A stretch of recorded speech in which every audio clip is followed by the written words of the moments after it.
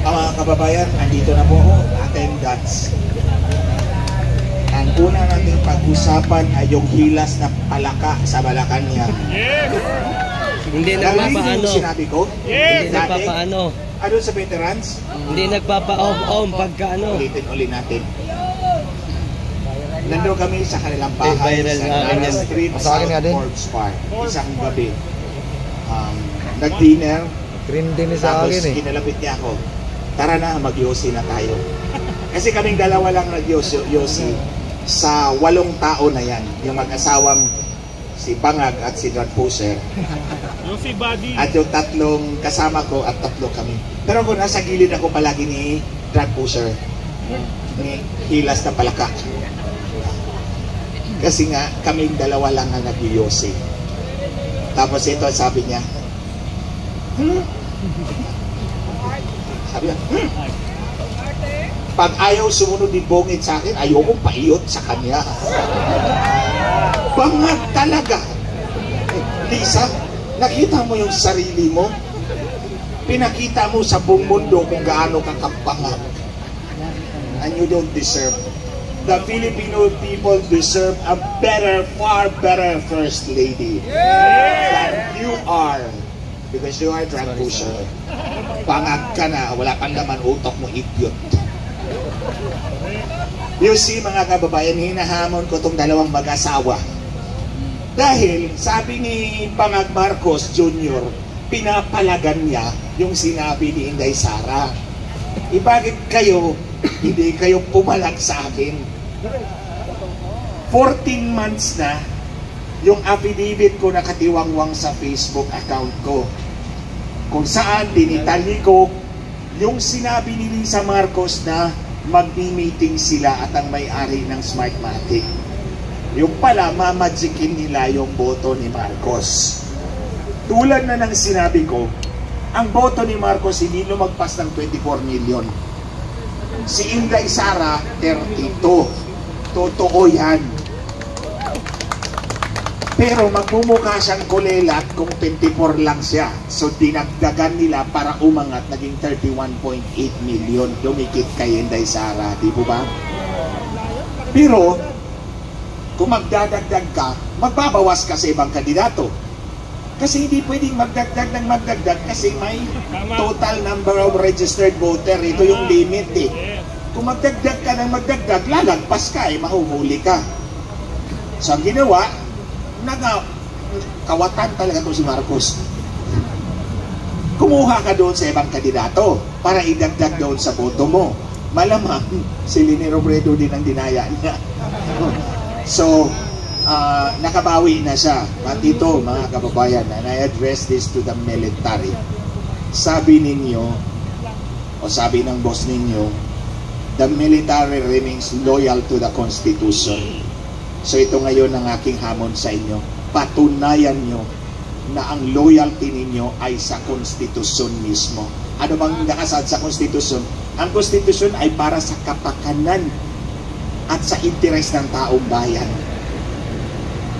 Ang isang mandaraya ng boto ay namimili ng kanyang mandato. Wala yan sa Konstitusyon. Labag yan sa Konstitusyon. So ngayon, sino ang pinoprotektahan ninyo? Hindi ang Constitution kundi si Marcos. Kaya nga, ang sabi ko sa military, sa inyo, manawagan na kayong bumaba si Marcos sa pwesto.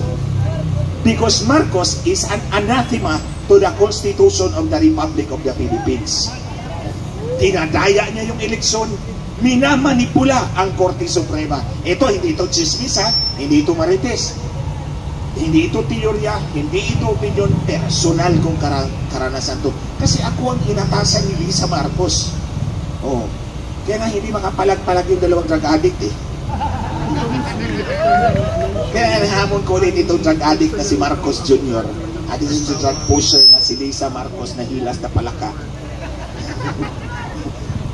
Pumalag kayo sa akin. Pinalagan nyo si Inday Sara, pumalag nga kayo sa akin, tingnan natin. Harapin nyo ako. O, sige. Magharapan niya tayo, Marcos Jr., Lisa Marcos at ako sa harap ng taong bayan. Sige nga, hamon ko yan sa inyo ngayon. Hinahamon ko yung impostor na presidente kuno ng Pilipinas. At yung asawa niyang drug pusher. Sige, magharapan tayo sa harap ng taong bayan at pag-usapan natin yung pagpanipula sa Korte Suprema na ang cohort mo ay si executive slave. Ang tawag ko sa kanya, executive slave. Yun yung kanyang conspirator sa pagmanipula sa Korte Suprema. Sige. Tingnan natin. Itong ginagawa nila kay Inday Sara is plain and simple oppression. Hindi, kung kaya nilang gawin yan kay Inday Sara, kaya nilang gawin yan sa inyong lahat. Sa ating lahat. Pwera lang ako kasi lumalaban talaga ako. Hindi ako magpapatalo sa dalawang drug addict. I'm better than that. Kasi yung dalawang drug addict nandito lang sa aking harapan. Pinag-umpok ko na yung dalawang ulo nila para magising sila sa katotohanan. Pero more than that, mga kababayan,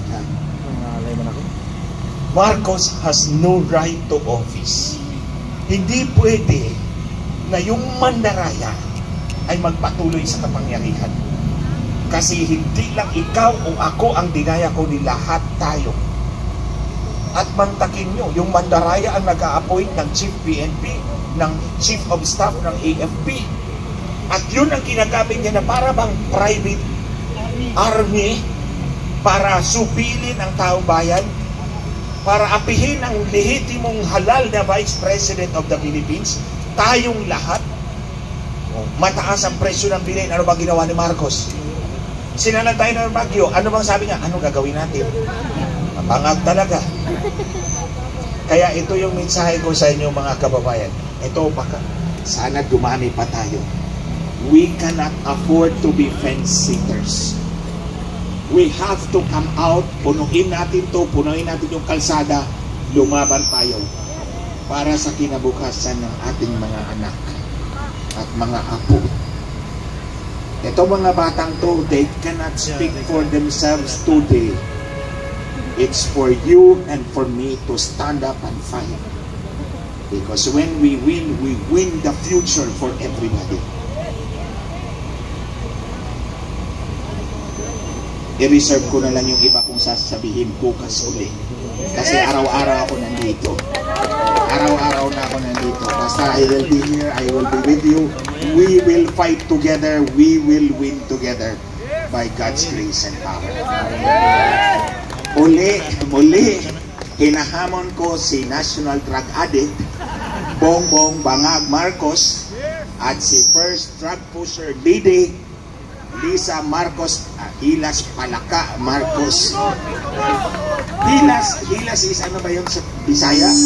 Bisaya is Hilas. Walang hiya. Sa Tagalog is? Walang hiya. Walang hiya. Walang hiya. Walang hiya. Hilas, Lisa, parang baliktad lang, di ba? Si Lisa Hilas Palaka Marcos. Sa Bisaya, walang halo. Hinahamon ko kayong dalawa dito. Sagutin natin yung mga isyo na ayaw niyong palagan. By the way, hindi nga pumalag din sa kay ano tong dalawa kay Kati Binag, di ba? Dakdak si Kati Binag na drug addict tong dalawa. Yung isa drug pusher talaga. Walang sagot. Hindi pumalag. Sa isyo ng halalan, hindi rin pumalag sa akin. Pero kay Inday Sara, pinapalagan nila.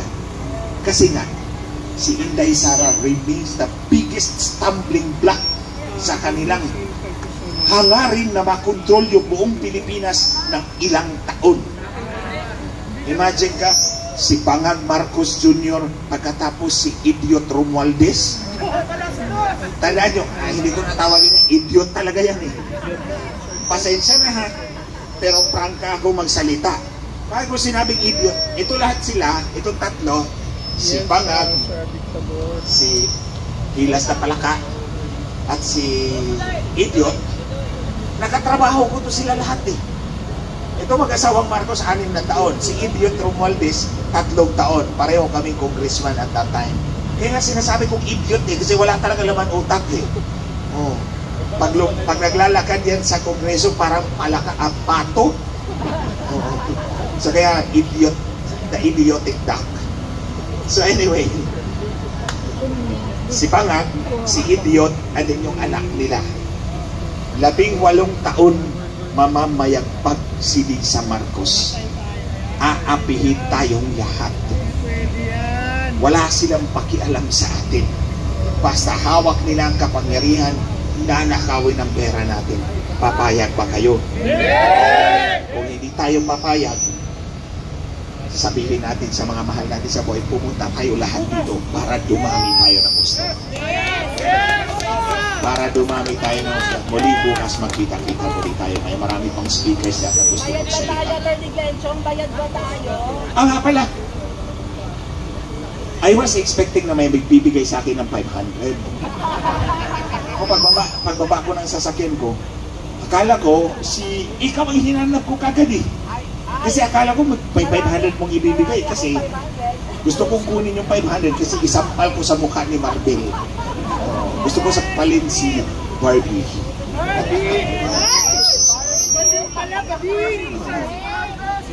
Anyway,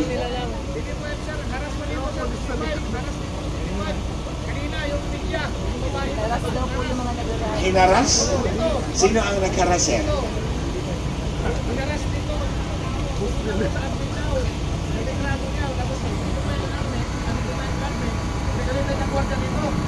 Ayaw sa TV5. Anong karapatan meron siya?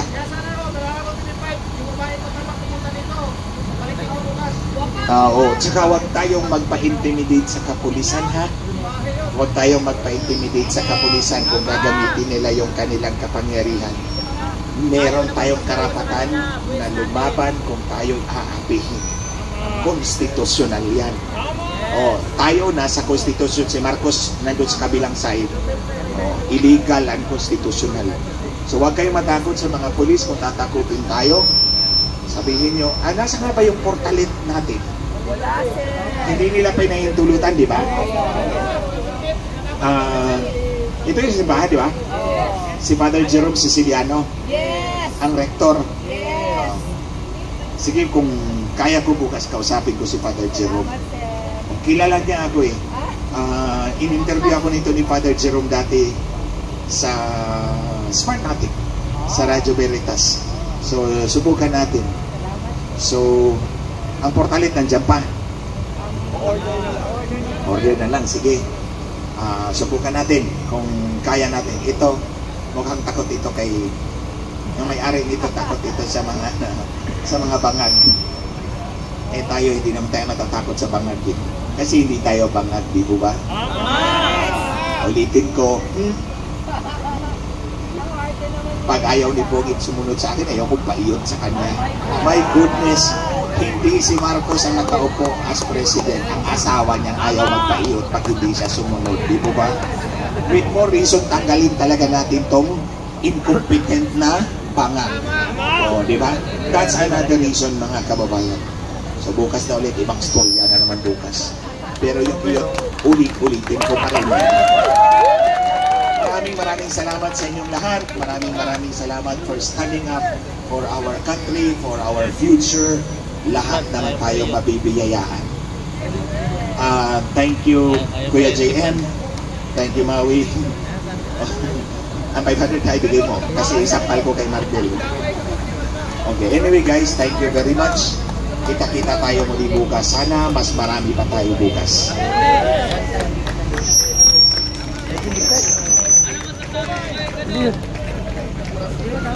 Duterte! Duterte!